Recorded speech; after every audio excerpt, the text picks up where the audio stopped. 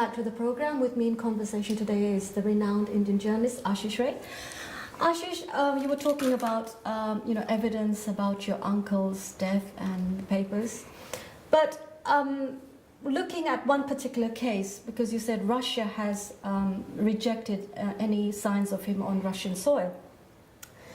Rahul Wallenberg, a young Swedish diplomat who disappeared in January 1945 and was suspected to be in Moscow, with persistent approaches made to Moscow in 1947. The Moscow government said Wallenberg did not enter Soviet Union and was unknown to them. However, under pressure from the Swedes, the Russians later owned up in 1957 that he was very much in their custody after 1945. So can you really trust the Russians to say, no, he never came here? You know, other country? What you refer to, and this is not the only instance, is speculation. It is not fact. It is not evidence of any kind. The evidence is very clear that he died as a result of a plane crash at Taipei on the 18th of August 1945. He died in a hospital there, and I will come to details of that death because that is important. But in the plane crash there was his assistant, Rahman, was there. He did not die. You've got to appreciate the fact that there were 14 passengers and crew on that aircraft, on that flight. Right. 7 died, 7 survived. Of the 7 who survived was Colonel Habibur Rahman, who was Subhash Bose's ADC and accompanying him on that flight, a very trusted lieutenant of Subhash Bose. The 6 others who survived were Japanese officers. Now, out of the 7 who survived, 6 independently at various stages gave evidence which was first-hand, which was eyewitness, that they survived the crash, Bose was on the plane, and Bose died as a result of the crash. Why did they survive the crash?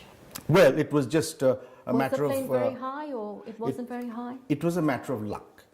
The plane had not risen very much. It had gone up to maybe about 40 meters, 50 meters, when it suddenly nosedived and it fell on the ground in the vicinity of the Taipei airfield. And when it went down, it blew up in flames.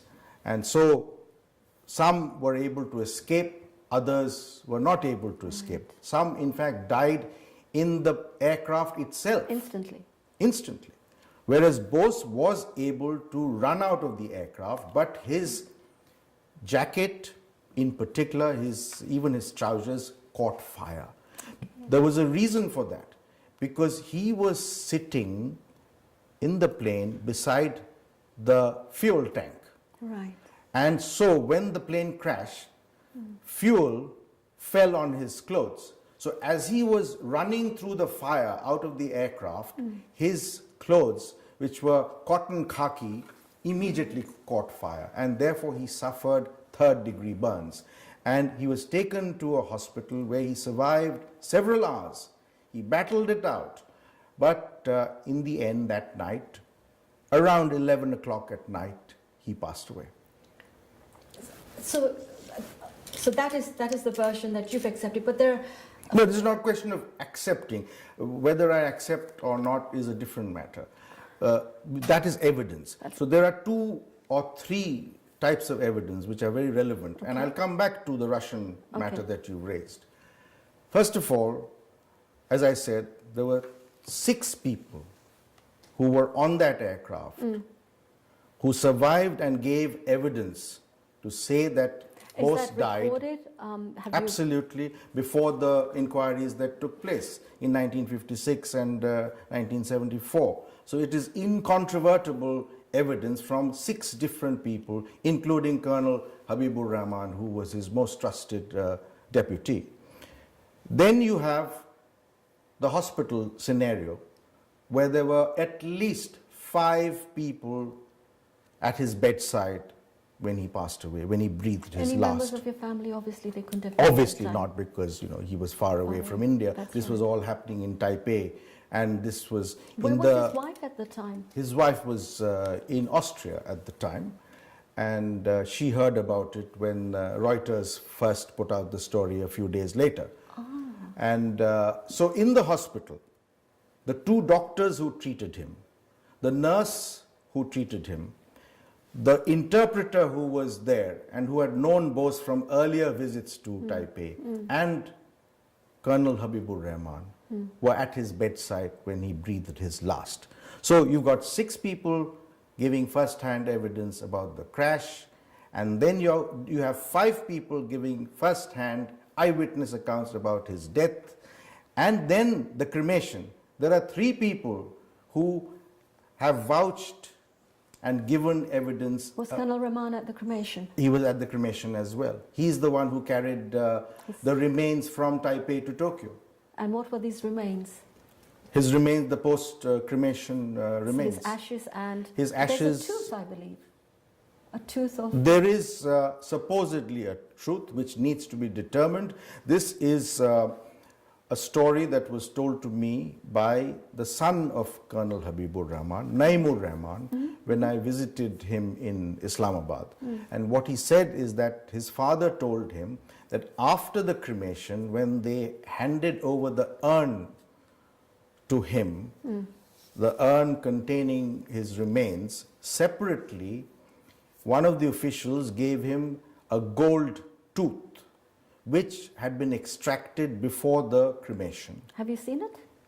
I haven't seen the tooth, but this was given to Colonel Habibur Rahman, and Habibur Rahman said that he didn't know what to do with it, so what he did was he put it in the remains, in the same urn. So if what Colonel Rahman told his son is true, then that tooth should be lying in the remains, in the urn, in the casket at Renkoji Temple in Tokyo. So when are you planning to get the remains back yourself? I have nothing to do with that. I am a complete outsider. Don't you want to get a DNA done to justify that it is him? I can only propose that a DNA test be done.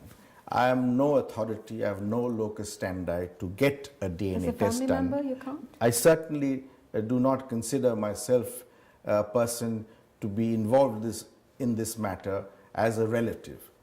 My view of Subhash Chandra Bose is completely detached. It is without any emotion, and it is purely clinical.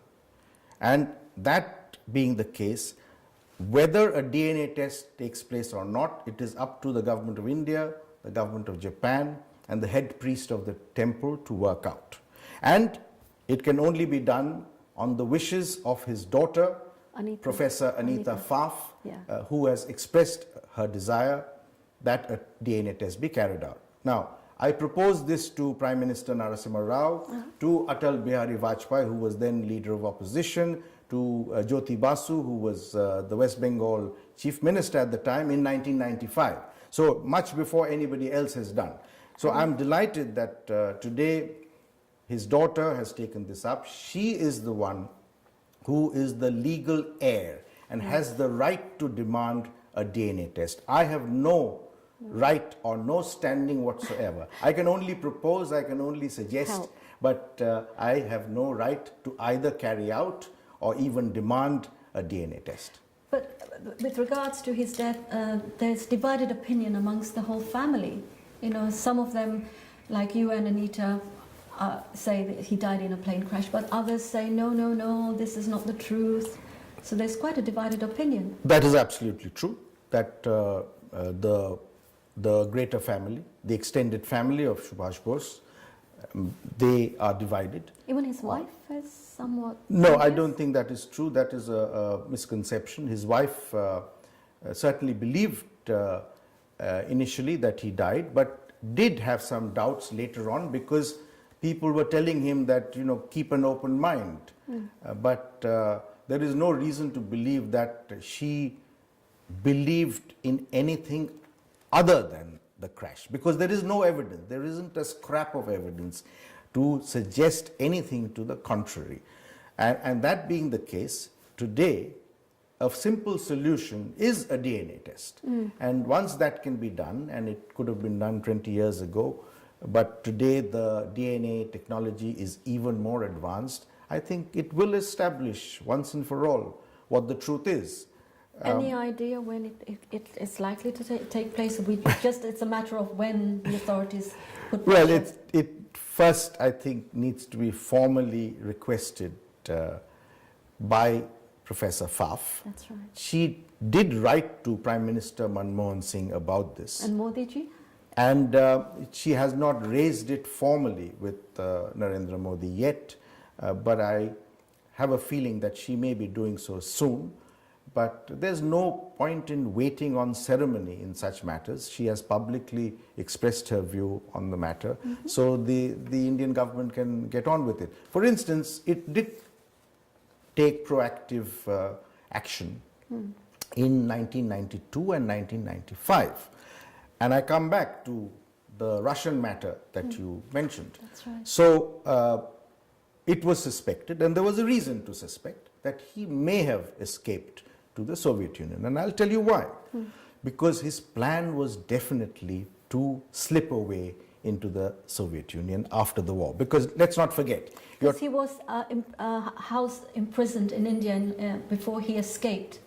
that is right. So he he was thought there's under, no point in going back to there India. was he was under house arrest That's in right. India Yeah. before he escaped in disguised as a Pathan, Pathan to and he Afghanistan. went to Kabul, and from there he changed his identity Went to Russia. into an Italian gentleman.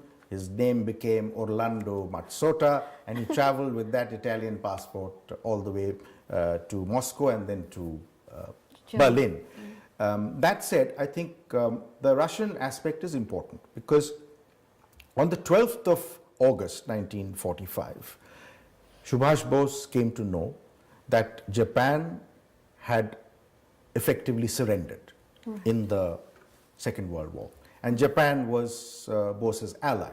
It was Japan which had helped him form the Indian National Army, of there. which he was the supreme commander, and it had also recognized what was known as the Provisional Government of Free India, headed by Subhash Bose, with a cabinet of ministers, and the territory of the Andaman Islands had been handed over to the provisional government, and the INA attacked Nagaland and Manipur, occupied territory there before they retreated.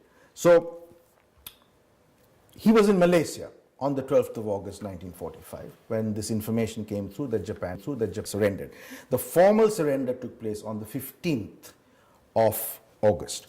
Now, at that point of time, he was advised by the Japanese that it is important for you to move away from Southeast Asia, as far away as possible to East Asia and beyond, so as not to fall under the clutches of the Anglo-Americans, who would then have certainly arrested him and possibly put him on trial.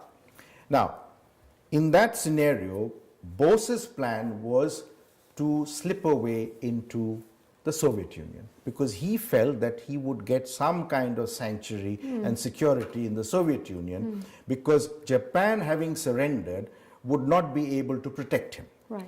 So that journey that he was undertaking, that hopping flight, which was necessary in those days because you couldn't fly direct long distances. Now, the next stop after Taipei was Daren in Manchuria. And that is where it was highly probable that he would have quietly slipped away into Soviet territory, because that was the border of the Soviet Union. Instead of continuing all the way to Tokyo, which that flight would have gone to had it not crashed, he would in all probability have got down at Daren, which was the next stop, and slipped away, because the general who was traveling with him on that aircraft, General Shidei, was also going to deplane at Daren. Okay. General Shidei died instantaneously as a result of the crash, which also needs to be emphasized because his family has never questioned the crash or his death. So why is it that Subhash Bose's death in the crash is being questioned? I mean, there are also suggestions that, Colonel Rahman, he said to Colonel Rahman, go and tell my family, here's the ashes, here's my tooth, give it to them, I'm going to disappear now. Well, I think that has certainly been a version of events that Colonel Rahman was advised, instructed by his boss. That's right. That go and put out this story while I slip away. Now, the suspicion arises from the fact that he definitely had a plan to go to the Soviet Union. So there's no question about that. He was trying from 1944 to make contact with the Soviet ambassador in Tokyo and try and create a plan to go to the Soviet Union as a contingency. Sure. Now, it is because of that this speculation that he may have escaped to the Soviet Union took place.